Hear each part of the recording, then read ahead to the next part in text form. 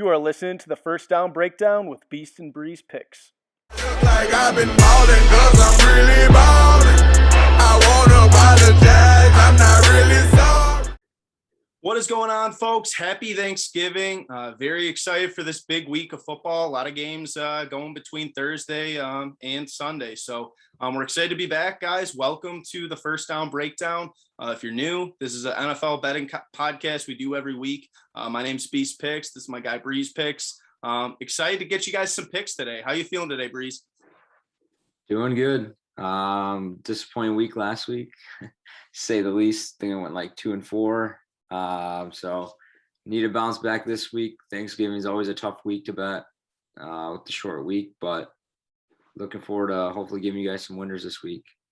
For sure. Yeah, Breeze is still sitting on the year. He's still doing all right. 2-4 last week, slow week, but he's 49, 32-2. Not sure what that percentage is, but still very good. He's been very, very positive for the majority of the year. And I went 3-3 last week, so I guess I went even. I can't complain. It was kind of a tough board last week, but I'm 40-36 on the year. So, I mean, both of us sitting above positive. I'm 4 games above. Breeze is like 17 games above. So we're doing pretty good this year, trying to get you guys some more winners. And we're excited, man. Nothing better than having some turkey, some mashed potatoes, some stuffing, and then watching the Detroit Lions lose. But they're not going to lose this week. I'm telling you guys. You guys see my jersey? I think you guys got a feeling of what's coming up in these Thursday picks. So, oh boy.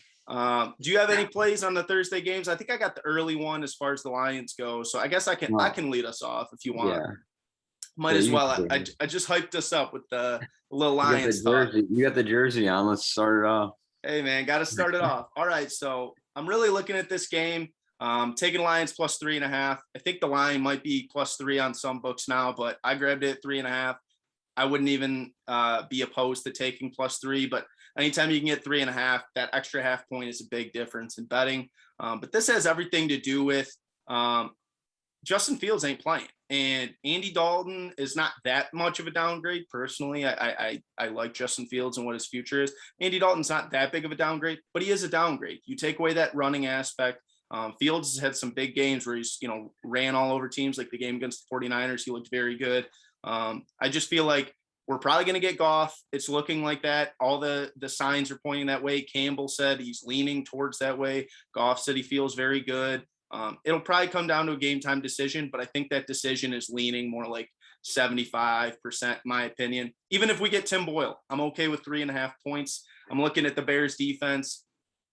I think there's this like narrative that the Bears have this, outstanding run defense. I don't know. I've talked to a couple people. They don't. They're number 24 in the league as far as run defense. They're not even top 20. And then when you really want to add in, last time the Bears and Lions played, personally, I had Lions in that game. I thought the Lions had some very bad breaks. Their like first 3 or 4 drives, they drove in. They had that fumble off of Jared Goff's face mask. They had, everything was kind of just, sputtering, but they were in the red zone, ready to score. They lost the game by 10 points, but you add in a touchdown on one of those drives and they would have pushed that bet because it was 3 points last time as well. But now, since the last time they played, Khalil Mack, who caused one of those fumbles, he's out for the season. Hakeem Hicks has not practiced all week, going through Tuesday. Did not practice. And now Allen Robinson, who's on my fantasy team, a little bit bummed to see it, but he has not practiced on Monday or Tuesday either. So there's some injuries on that defensive line. I mean, it's a completely different defensive line when you take away Hicks and take away the big one, Khalil Mack. This is a different defense. I think they're getting a little bit more hype than they probably deserve.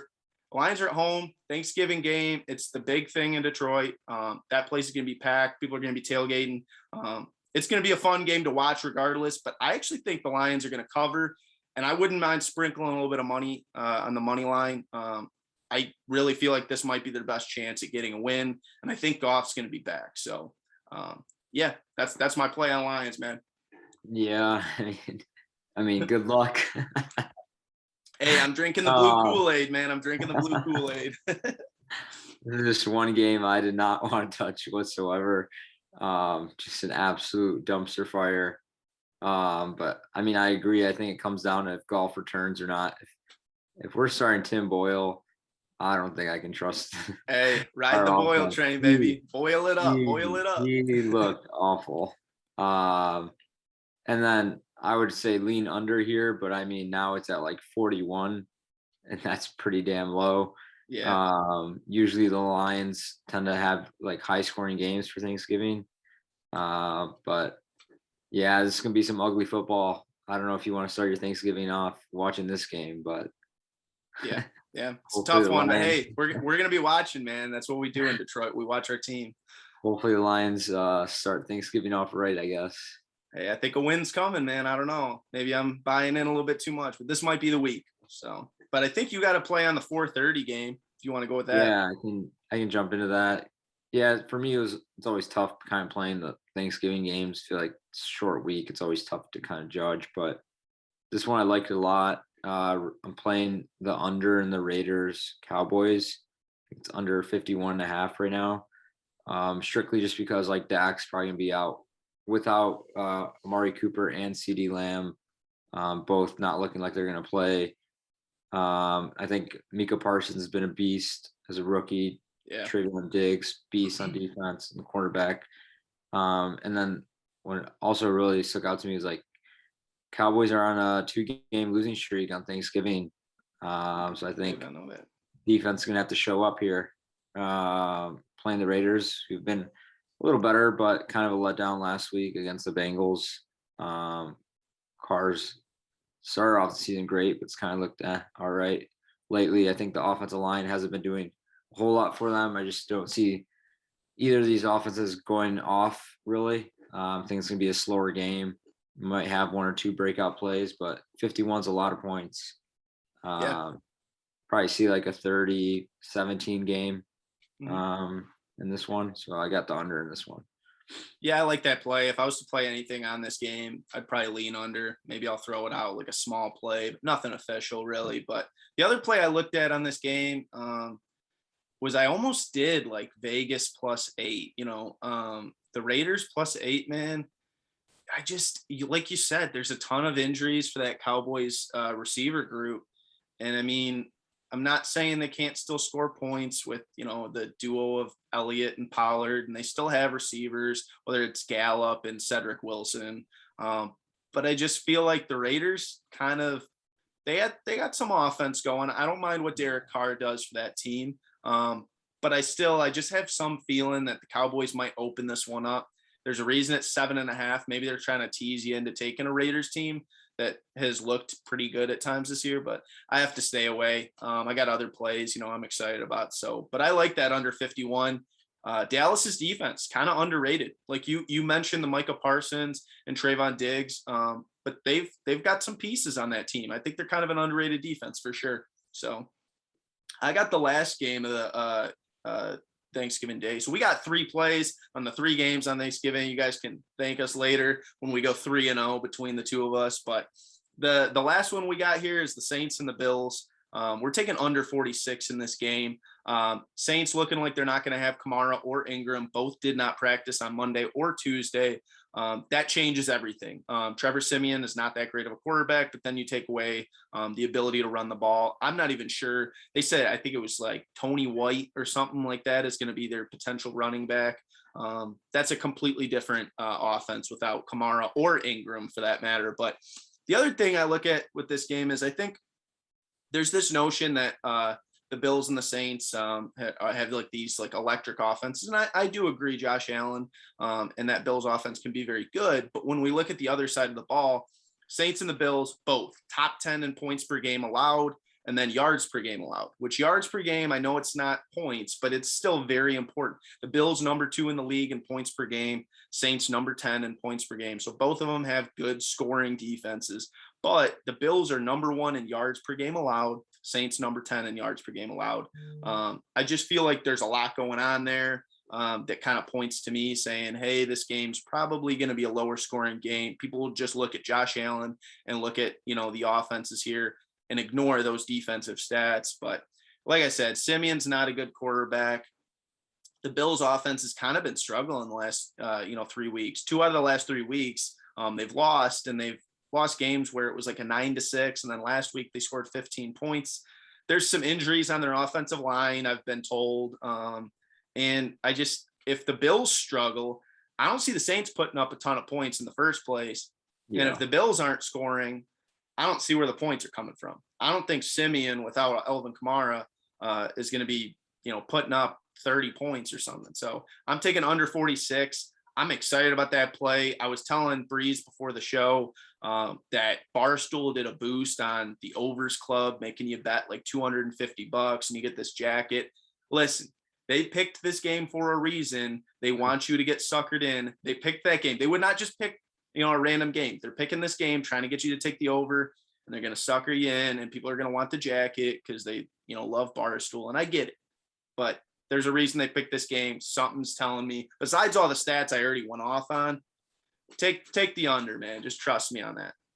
Yeah, for this one, I like that play. I almost thought about doing Saints here, but just tough to trust Simeon. But the Bills haven't looked good at all. No. The Saints haven't either. But at home for Thanksgiving, I feel like that place would be pretty rowdy. I do agree, though. I think this game probably goes under. Just the only thing that worried me was the spread being so close. Like if the Bills put up numbers, they're probably expecting Saints to probably score here. So right. I think it was like what's it at? Like 46? Yeah, 46 is what I got. I think 45 and a half. Wouldn't be surprised if it got down, Yeah, I would have guessed probably like 42 to 44 range. Yep. So, it's like right there. I think honestly what it comes down to is the Bills turning the ball over. If they turn the ball over, they're going to give the Saints some free points that they're not going to get on those drives. So if the Bills don't turn the ball over, the Saints are going to be chewing the clock, which will help the under. Sure. You just got to limit the turnovers in this one, but I think it's the right play. Yeah, it's like 64% of bets right now on the over, but then 80% of the money on the under. So if you're taking like a strategy of kind of going with the big bets in Vegas, that also feeds in. So, but if you want to lead off with some 1 o'clock games we can start that off. Yeah, we can start with a pretty shitty game on Sunday. Jets Texans. I know it's probably not a game you want to touch, but hey, the Jets are the worst team for the first half in the league. Their stats are brutal. Yeah. I think I just read a report. Flacco's probably out. White's probably out. Wilson, I think, is starting now. Yeah. He hasn't played in like weeks. 4 or 5 weeks. Yeah. So I don't expect them to be flowing on offense right off the bat. I see them probably getting their things going in the second half once Wilson's a little bit, more comfortable and getting back into the thing. So I'm taking Texans first half. They haven't looked bad with Tyrod coming back. Yeah. And I think the stat that really surprised me is that New York has a -15 turnover ratio this year. And Wilson is known for turning that damn ball over. So I'm going Texans first half here, money line. I think you could do -1.5, but I just did money line. I think it was -140. Yeah. Just in case some BS happens. So yeah, that's my play on that one. Yeah, I like that play. I agree. I think I've faded the Jets a couple times on first halves this year. And I just think that the Jets are not that great already. And then you take away, their quarterbacks as far as I thought Mike White was doing a better job than anybody at QB. Obviously he had the big game, the 400-yarder, but there's like 61% of bets I'm looking at right now on the Jets. But the money's not there. It just feels like it's a public play. They're like, oh, we're getting 2.5 points. So if I was to lean one way, I definitely would be leaning towards Houston. So I think you got the better look at it. You never know. Maybe there's like a late cover on that 2.5 or something with the Jets. Get them first half. I expect Tyrod's going to come out and ball out. I like that play a lot, man. I just think the Jets fucking suck. And I'm not saying Houston's that much better, but I do think they're a couple points better, at least for the first half. I like that. Houston's a pretty solid first half team, stat wise. They usually get it going in the first quarter. They're like known for doing really well. So I expect them to take it to them. And like you said, I think once Wilson gets more comfortable in the game, I think they probably come back a little bit in this one. I wouldn't be surprised if they covered or won outright either. But just So I'm taking first half, beat all that out. But yeah, I think Texans should win this one regardless. But Yeah, no, I like that play a lot. My next play I got as far as 1 o'clock games, I got the Tampa Bay Bucks -3. I'm excited about this play, honestly. I think there's, it's a public play. I'm not going to lie. It's a public play. I'm kind of feeding in with everybody. But Tommy Brady, man, he looked all right on, the primetime game this past week. And I know it was against the Giants, but still, they had lost 2 games in a row. They needed a bounce back. Tom Brady was out here balling. 44 years old. They're talking about the guy as an MVP candidate. Anytime I can get the Bucks at 3 points, I'm excited. And I get it. A lot of this reason that this line is only 3 points is Indy's been really good recently. And Jonathan Taylor, talk about, MVP candidate. Guy's been running all over the place. I mean, last week he was incredible. He's been incredible all season. After the first couple weeks, after like week 3, he's been like unstoppable. But unstoppable is only good until you hit that Bucks run defense. Number 1 in the league at run defense as far as yards per game allowed, and it's not even close. I was telling Breeze, they are 10 yards per game better than like everybody else. It is 78.4 yards per game on the ground. That is extremely low. When you factor in that includes like wide receiver reverses, that includes both your running backs if you have a duo. That's a lot of rushes, per game typically, and 78 yards per game. That is extremely low. So I'm going to take number 1 run defense against Jonathan Taylor, and I think they might be able to stop him. Maybe I'll eat my words on that. Jonathan Taylor is going to run crazy all over him, but I just don't see it. And I also think that Bucs team, man, big bounce back win over the Giants. I think I got my swagger back. Tell you what, man, Tommy Brady, 44 years old. -3, give me those points, man. I don't care if it's a public play. I love the Bucs, man. They're going to run it. So yeah, I mean, this one, I like what you're saying. I do agree that Price stopped the run. The only thing that worries me here is just 3 points for a home underdog. I know I love those home underdogs, but I'm honestly just staying away from this one. I thought the line should be more like 1, which I think it opened up as. I think it was. The sharp money coming at 3. I probably wouldn't do any more than I wouldn't do 3.5, but 3 at least. You still have the opportunity to push. I do think the Bucs still win this game, but yeah, I'm staying away from this one. I expect a lot of offense in this one, honestly. Yeah, but I total's like 51. So yeah, I know that's high, but I don't know. I expect that one to might go over. I probably have it. I would say like 55, 54. If I had to pick a number, but yeah, I'd probably lean over in this one, but I don't have a play. Yep. So if you want to go to, you got any more 1 o'clocks for me? Yeah, I got another. Just picked the best games on the slate. I got the Eagles and the Giants. All right, it's a little bit better than the Jets and the Texans. I don't know after watching the Giants on Monday, but for this one, we're gonna go to a same game teaser. I know last week got buried on the Falcons, but see if I can make up for it this week. I'm taking the Giants +10 and under 52. Just seeing the Giants at home, they looked like shit last week.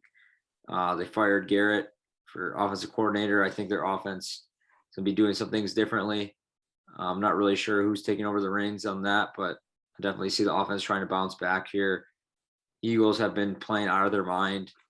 I just think it's got to be a letdown offensively for them. They've scored at least 30 points the past 2 games, and I don't think they're that great offensively. I know they've been running the ball better, but New York's run defense wasn't bad against the Bucs. It was just Tom Brady just tore them up in the passing game. You're relying on Jalen Hurts to beat you there. I know he's been playing better, but I like the Giants at home here, getting 10 points and under. I think one of the best things to bet is divisional unders. They're always battles, especially in the NFC East. So I'm taking the under 52 and Giants +10.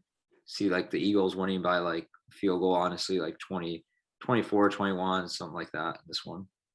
That I think that's an awesome teaser, actually. The more I'm looking into just a couple of the things there, Like Philly is 75% of the public bets right now. That anytime you're seeing over 70, like the public is absolutely hammering a team.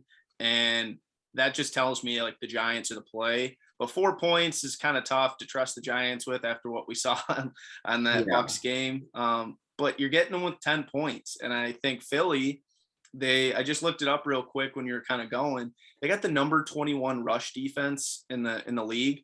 And you're going against Saquon Barkley. So Saquon probably had some issues, against the Bucks, obviously.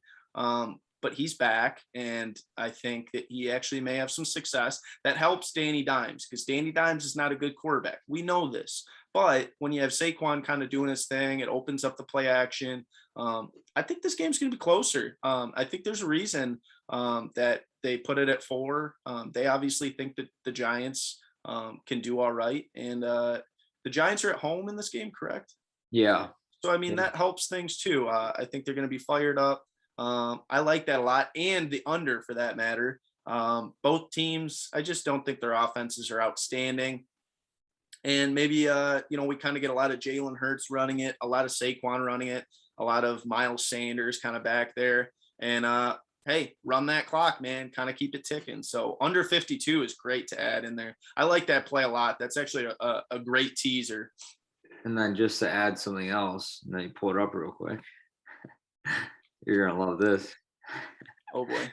So just another quick set on Jalen Hurts, because everyone, loves Lamar Jackson, So back to the Lamar Jackson thing. Oh, boy. So in the first 15 career starts, let me read these to you. Lamar Jackson, 4,120 yards of total offense. Jalen Hurts, 4,115 yards total offense. Lamar Jackson, 26 touchdowns thrown. Jalen Hurts, 29. Lamar Jackson, 12 turnovers. Jalen Hurts, 11 turnovers. Lamar Jackson, 213 first downs. Jalen Hurts, 210. Is Jalen Hurts top 5 now? Oh, shit. Jalen Hurts coming top 5, guys. Right. Top 5 QB, Jalen Hurts. He's coming. MVP, gift him already. I mean, yeah, I will say, Lamar had his MVP and he had a big year. Oh, I have another play. Oh, I know you do. I think I looked at it earlier. I was like, I wonder if he's going to fade the Ravens this week. But yeah, I mean, Jalen Hurts is not a bad quarterback. I think he's got some issues for sure, just like we saw with Lamar having issues in those games. I think Lamar kind of found his stride that year, but I think teams are better at, kind of scheming against him now. And I think that's probably our big reason that we probably talk so much smack about him, is teams have kind of figured out how to play him much better than they did in that MVP season. I mean, it was like there hadn't been a quarterback running like that, I would argue, since Mike Vick or something. I mean, Lamar Jackson, when he came into the league and had that MVP year, that was something we probably hadn't seen in years. I mean, maybe there's somebody in between that time that, I'm missing, but I think I would say it was probably like Mike Vick type stuff. So I like that play. I think, like you said, the running is going to keep them under in this game. So I'll go to my next play. It's my only other 1:00 game I have. And this one just has everything to do with, I don't think the Dolphins are that good. I'm going to take Panthers -1.5. I know the Panthers are on the road. Believe me, I have plenty of road plays this week. I don't know why. I think 4 of my 6 plays are on the road, but that's besides the fact. I think Cam Newton has looked a lot better than, Darnold was, and, PJ, PJ Walker. Cam Newton's come in, and I know last week you were on Panthers. That was kind of a tough loss. But I still think Cam's back. I'm back. I still think he's going to come out. I don't think the Dolphins are all that good. 2 weeks ago, they had that win over the Ravens. That was kind of a nasty, ugly win, to say the least. But other than that, they've won 3 games in a row, but 2 of those wins I was looking at are over the Jets, who I said suck, and then the Houston Texans, who we also said suck. So 2 of the bottom 5 teams in the league are those wins. And one of them was by 7 points, a 24-17 win. And then the other one was a 17-9 win. I don't think that's going to happen against a Carolina team that I think has a lot better offense than both those teams. McCaffrey's still there. You still got Cam Newton. I think Cam Newton's going to do very well in this game. I think this is, once again, a more public play. I'm sure I'm not, in the contrarian better kind of standpoint when we're looking at the Panthers. But Cam Newton's been doing well. This doesn't really have like any stats behind it. A lot of times I like to bring stats in. This just has to do with, I think Cam Newton's the better quarterback. Tua is not bad, but he's not good. I mean, he's probably, I don't know, maybe he's top 15, but he's more on that cusp. I think Cam Newton's going to do very well in this game. They had some struggles last week against a Washington team that, hey, Washington beat the Bucs 2 weeks ago. They've played better football. That was a tough loss for the Panthers, but I think they're going to have more success this week. So I like Cam Newton and the Panthers this week. I really hope he doesn't burn the podcast 2 weeks in a row because you had him last week. If he burns us this week, it's going to be like, come on, man. We were so excited for you to return, man. I think the defense just cost them last week's game. They couldn't get Heineke off the damn field. Yeah. That was like a 12-minute drive, right? Yeah. It was like every third down, you do something like crazy. Like you'd go like run, and then like one of them, I think he was running to his left. The guy basically was going to sack him. He like stuttered his feet and just like threw it, almost hit the ground. And then like the tight end, like diving catch, first down. Yeah, I think it was unfortunate last week. And I was like, I think they were at like 3rd and 2.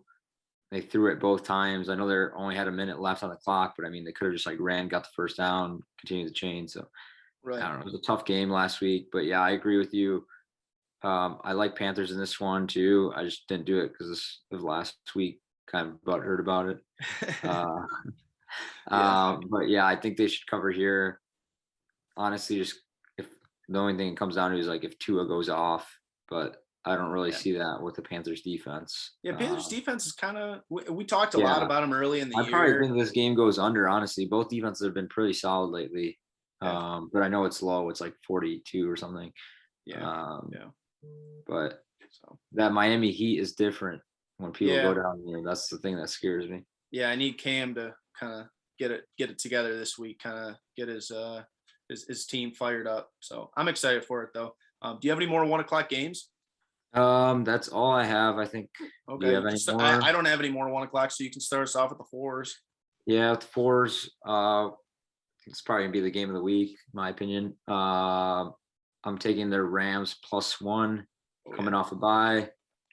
I think I just expect them to bounce back. You know, I think they lost maybe 2 in a row before the bye. They did, and they didn't look good. It was both those primetime games. Yeah, it looked awful.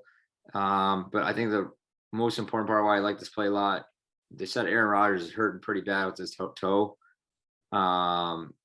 If you're hurting bad and you're going up against Aaron Donald and Von Miller, you better be fully healthy because you ain't moving around in that pocket. So I think that one's a huge injury concern. And is the fact that I just think the Rams, it's a more important game for them right now.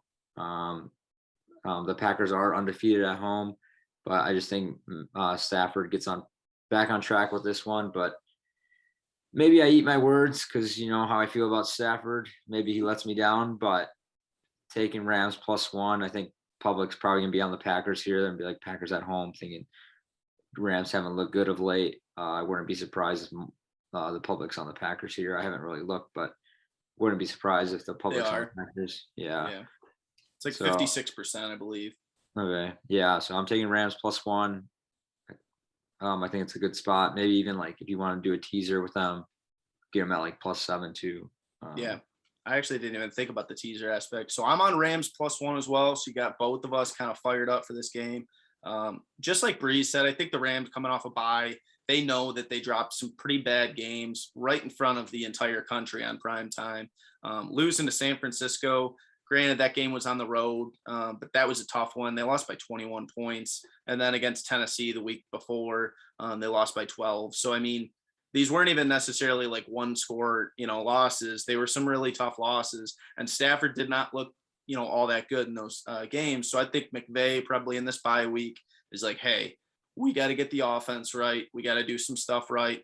But the Packers have not looked all that good, in my opinion, the last 2 weeks. A 17-0 win over the Seahawks, who the Seahawks are really ailing. Russell Wilson does not look the same. Obviously, they didn't look good last week either. So a 17-0 win over the Seahawks, that wasn't that impressive to me. Defensively, I guess it was impressive. But like I said, Russell Wilson was banged up. And then last week they lose to the Vikings. And I think the Rams are a better team than the Vikings, frankly. And I think the Rams are going to get it going. But the big thing I looked into is, I'm a Lions fan and I've watched plenty of Stafford's games.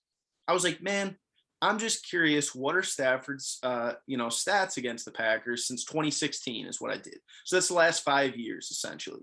And he always looked pretty good, in my opinion. So I had to look it up.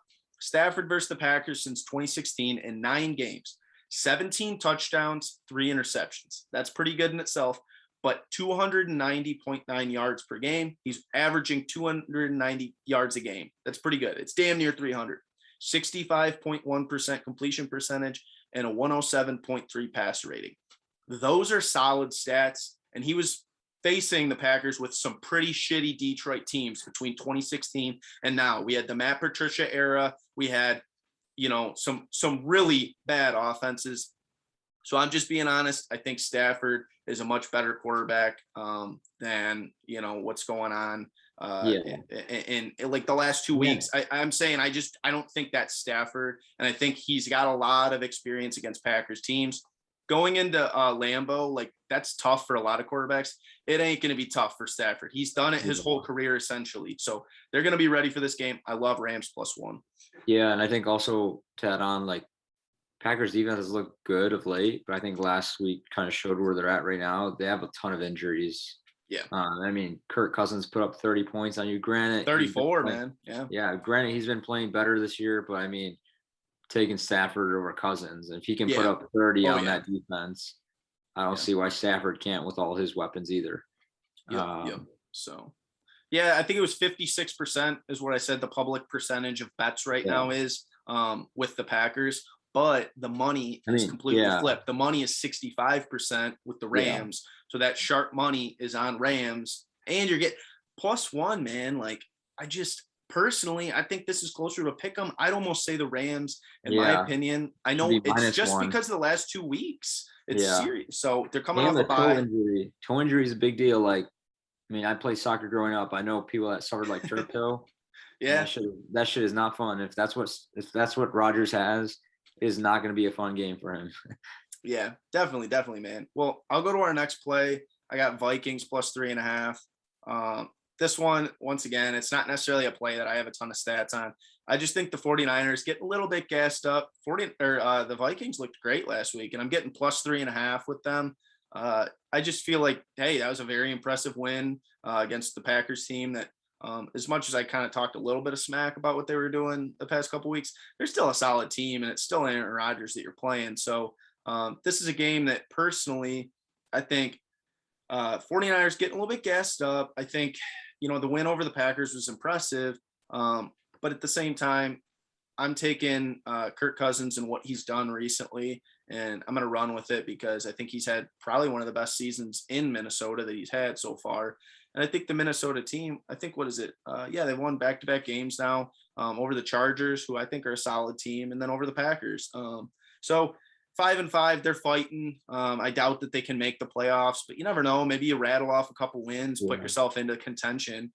Same thing with San Francisco. So sometimes it's tough to travel on the road and, cover a point spread, but I think Minnesota's the play here. I think, 56% of bets on Minnesota, but 63% of the money. So there's a little bit of a gap there. Yeah. That's definitely telling me that sharp money's coming in on Minnesota. And while I'm not necessarily a sharp, I'm going to follow the sharps because, You're sharp. We're sharp. Hey, we're doing a podcast doing plays. Hey, I'm sharp, but, hey man, we got winning records on the year. Heck, you're practically a sharp. I bet you're beating half the sharps with your numbers. So I like Vikings +3.5, man. I just feel like that Vikings offense is a solid offense. And I know the 49ers can play some, solid defense, but we're taking Vikings +3.5. I'm riding that 3.5 points. It's a lot of points. I don't think that it should be that many points. No, I like that. I just didn't want to add too many damn plays this week. Wanted to keep the record good. Yeah. Yeah, I feel like last week I got greedy. Like I should not have played like 2 of those plays, but see how we do on the 1 o'clocks. I'll probably take Vikings if I do well. Yeah, that's a solid play, man. I'm excited about getting 3.5 points. 3.5. I don't know if you can bet like what teams makes the playoffs, but I think the Vikings could be like a damn near like sleeper, like win the wild card game. Yeah. make it the next I mean, round. they just beat the Chargers and the Packers, who I yeah. think both those teams are like top in the league. I mean, Yeah, Packers like, obviously are making the playoffs, but the their defense Chargers has are not played bad. solid. Their defense has played solid. They got a lot of weapons on offense. And I think like going into the season, they have like the most like one possession losses. So Yeah. they could easily, they're 5-5, but they could easily be like, I don't know, 7-3 easily. Oh, And 100%. like 2 of their games is lost because the kicker couldn't make a damn kick. Yeah. So I think like their record is like it's 5-5, but they're pretty damn good. They could have like 7 wins already. Right. I don't know if we can bet on like teams that makes the playoffs, but hey, I might. I think you could, dude. It's just more like a futures bet. I mean, 3 weeks ago, so I was just rattling off the last 2 games, but when you look deeper into it, I mean, let's not forget I had them in this game too. They went on the road into Baltimore and they lost by a field goal in overtime. I mean, they took the Ravens to overtime. Yeah. And granted, we talk shit about the Ravens, but they're still a solid team. And then the week before that, they lost to Dallas by 4. I think Dallas is a playoff team, undoubtedly. So, I mean, they're 3-2 in their last 5, and they beat Carolina the week before. So they beat Carolina, lost to Dallas by 4. Once again, 1 possession game. Lost to the Ravens by 3 in overtime. That was a game they should have won, probably, in my opinion. And then beat the Chargers and the Packers back-to-back weeks. Now, they're a lot better than their record shows, just like you said. You can bet them over 8.5 regular season wins right now. Yeah, I mean, we're sitting at 10 games right now. There's 7 games left. So that ain't bad. Yeah, I like that a lot. But what other plays do we got on board? We can dive into. I have the night game for Sunday. Okay. You don't have another 4:00. No, I have no more 4 o'clocks. Okay, yeah. So my night play for Sunday, just fading the Ravens. You're waiting for it, man. Had to fit it in. I should just fucking tape something to my chest that says I hate the Ravens. That's awesome. No, this one I just see, like I said, the divisional game. I think it's gonna be a close one. Getting plus 3.5. I know Baker looks like that guy's gonna need multiple surgeries after the season. He's so banged up, but yeah, Lamar's out. He was out last week with the flu or whatever he had. I think he's supposed to play, but still kind of some question marks. And they barely beat the Bears. I know they had the backup QB in, but I mean, they don't impress me a whole lot. And the Browns don't impress me a whole lot beating the Lions either. But the defense looked good against the Lions, and I think the same is here. I think they can stop the run for the Ravens and make them throw the ball. And then you got Myles Garrett getting to the quarterback. I just think 3 is too many. I think if I was going to make a line, it'd probably been like 1.5. Yeah. Don't need the Browns to win out right here, but I wouldn't mind sprinkling the money line for the Browns, but I'm taking plus 3.5. Yeah, this is one of those games I kind of wanted to, maybe I'll add it on. It feels like the Ravens should be the better team, and I think that's kind of a trap. I think this is one of those games we've said Cleveland all year has been so wishy-washy. They smoked the Bengals a few weeks back, like put up a 40 spot on a Bengals team that I think is actually relatively good. They won 41-16 in that game. And then the next week they get blown out by New England, and then they barely beat the Lions last week. Like, I don't know what the heck's going on. I know they were missing Nick Chubb and Kareem Hunt for some of those weeks, but like Nick Chubb's back. I don't know if he's, 100% healthy, but Kareem Hunt's officially potentially coming off the injury reserve this week. So we'll see what happens with that. I've been keeping my eyes on it because he's on my fantasy team. But if you get Nick Chubb and Kareem Hunt back, that duo is probably the best, 2 running back combo in the league. And it changes the offense completely. So keep in mind that when you're going to bet this game, whether you're on the Ravens or not, keep that in mind. But the other thing is, just like you said, it's a perfect game for an under. Divisional unders, like you said, they always are kind of these like dog fights. And I think the Browns play better in those divisional games. Obviously, I mentioned the Bengals game that they won, and that was like a 41-16 game, divisional game. Once again, everything means more when it's divisional. The Browns right now are 6-5. They could make a push. They really could. There's some teams out there that I think they are better than. The Browns have just kind of struggled a little bit. Baker's got to get it going at some point. Maybe he doesn't ever get it going, but I think this is a perfect opportunity, man. Like, Yeah. A lot of the Browns' issues, personally, in my opinion, have been like turnovers and stuff. And the Ravens are like number 30. I just looked at right now in like turnovers per game. So they're not creating a ton of turnovers. If Baker doesn't turn the ball over, I think they got a good enough rushing offense to kind of keep them in this game. So when Sunday night comes, everyone's gonna be sitting on the couch. Oh, Lamar's playing tonight. Everyone's Yeah. gonna go hammer the Ravens. It's the classic, Oh, hey, I lost all my money on the 4 o'clock games. I need to yeah. put in a bet on 820 And to try to they're make my only a money. favorite. They're only a favorite by 3 points against Baker Mayfield. Oh Yeah. hell yeah! Let me throw the house on that. Everybody And saw that's us. gonna be some late cover bullshit that always happens. Yeah. Telling you. Everybody saw the Lions keep up with them, and they're like, wait a minute. The Lions Yeah. don't have a single win this year. They're This is a 0-8-1. There's another, like, I don't know what the stats are, but another great play to bet on is like teams that don't cover the previous week and against betting against the teams that do cover. And that's the case here. Ravens covered against the Bears. Browns didn't cover against the Lions. Perfect spot for the Browns here as well. Because everyone's going to hop on the train of, oh, Ravens look good. Browns look like shit. I think they should win by more than 3, but it's all about them sucking you in. Yeah, definitely. And I'm looking at Ravens' home record, 2-3 against the spread. As a favorite this year, 2-6 against the spread. That's a number that you got to remember. We always say we don't think the Ravens are as good as what the numbers always, come out as projections. They're 2-6 against the spread. They're not great as a favorite. So yeah, I like that play a lot, man. I might actually end up adding it. I may not make it an official play. I might slide in a little, underground money on it, depending on how the week goes. So I don't have any more plays. Do you have anything on the Monday night game? No, that's all I had. Monday night, maybe add something late. I was kind of like liking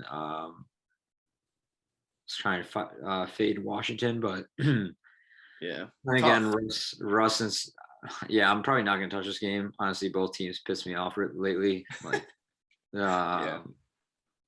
hopefully it just ends in a tie. Yeah. That's one of those games deserve. that typically I'd love to throw a player prop, but man, I got burned on so many player props this year that I just said, fuck that. I'm staying away from player props recently.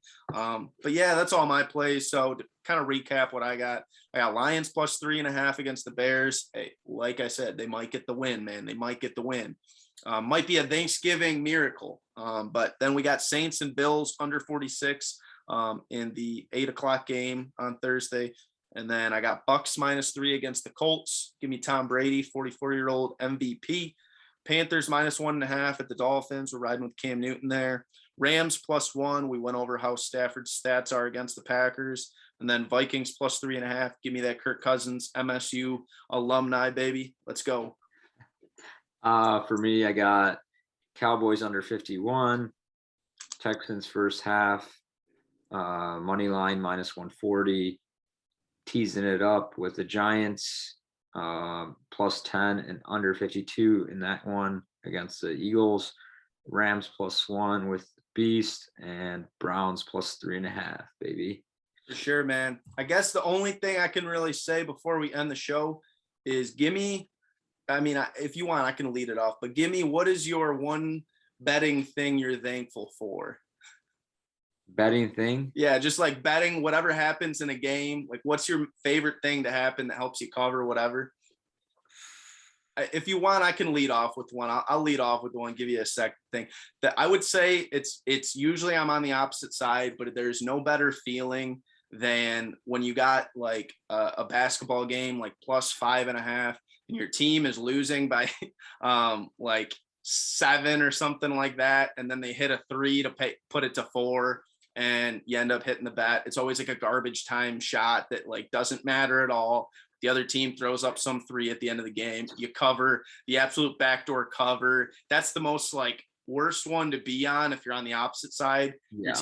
Your team's winning by 7. You got -5.5, and then somebody hits a garbage time 3 that matters legitimately like nothing, and then you're yelling at the TV. But it can happen in football too. I mean, half the time we see these 10.5 point spreads, and a team's up 14, and then there's a late touchdown with like 3 seconds on the clock that meant nothing to the game.